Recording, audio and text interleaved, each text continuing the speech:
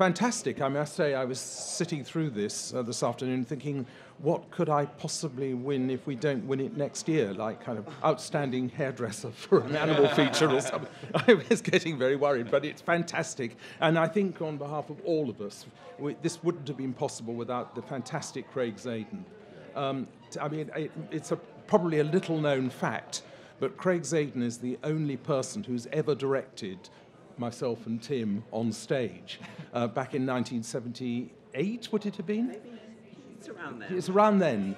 We did something called Broadway at the Ballroom, where composers and lyricists talked and played. I played the piano, and Tim kept the show together, and it was Craig who directed us, and we go right back to that time. Well, yes, just to say that we were very happy that Craig bookended.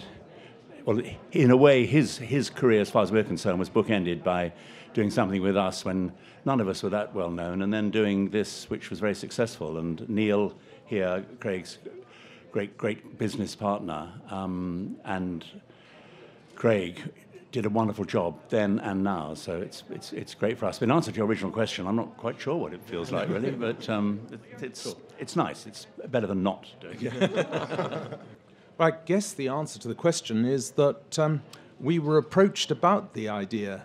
It wasn't our idea to do Jesus Christ Superstar in this way, but we obviously knew Craig Zadan and Neil from many, many years ago, and when we heard that they were going to be the producers, I mean, it was a resounding yes. I mean, in a way, it sounds a bit arrogant, but it's never really gone away. It's always been done somewhere, and with great respect, it's not just Broadway where it's been done, and we've been working on many productions over the years. There was a brilliant production in Regent's Park in London about 2 years ago, which did very well. And it seems to appeal in lots of different ways. And that's just been done in Chicago. Yeah, it's been done in Chicago, and some of the productions over the years have been great, like this one, and some have been okay. But that's with any show that's been around a long time, you get a lot of varied versions. And as Andrew says, we don't really ring people up and say, please do the show. They'd probably tell us to get stuffed. But people like Craig and Neil and Bob Greenblatt and the NBC team seem to want to do it. And we were thrilled to have such a great cast as well, to get great contemporary performers like John, who barely, I mean, obviously not even around when we wrote it. I mean, I can say, frankly, we did not have John in mind when we wrote it. Well, I think the first thing to say is that I think I speak for Tim as well, that this production of it was very, very much closer to the way certainly we saw it at the beginning.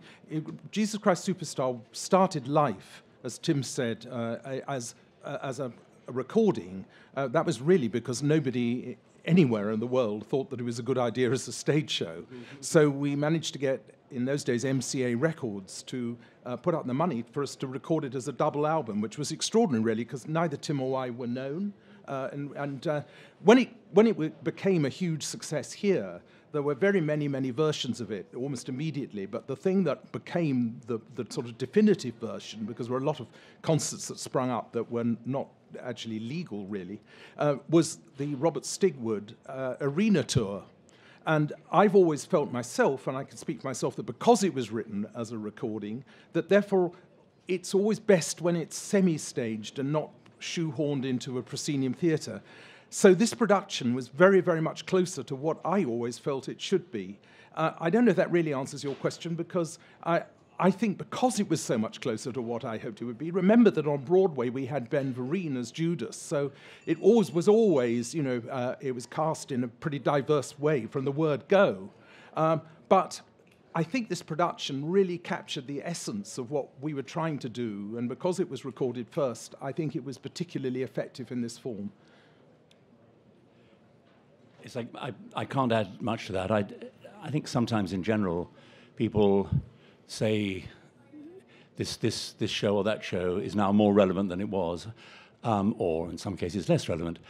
I don't think that's very often true. I think a piece either works or it doesn't, and it's up to the individual listening to it to say, yes, it's a piece that means something to me, or no, I don't like it. And I think you can read too much into trying to equate every show that turns up into what's going on outside the theatre. The thing for me is, if you see a show that you enjoy, it's often of the moment. It's when you're there, and it shouldn't always be related to outside things, because that wasn't what we wrote. We were telling an old story in what we thought was a new way, and that was as simple as that, I think. Production starts of the movie of Cats in November, so I think it might be on hold, whilst Tim has his big Cats with the Lion King coming out in July next year, I believe. They don't tell me anything. Well, the Little Cats comes out in December.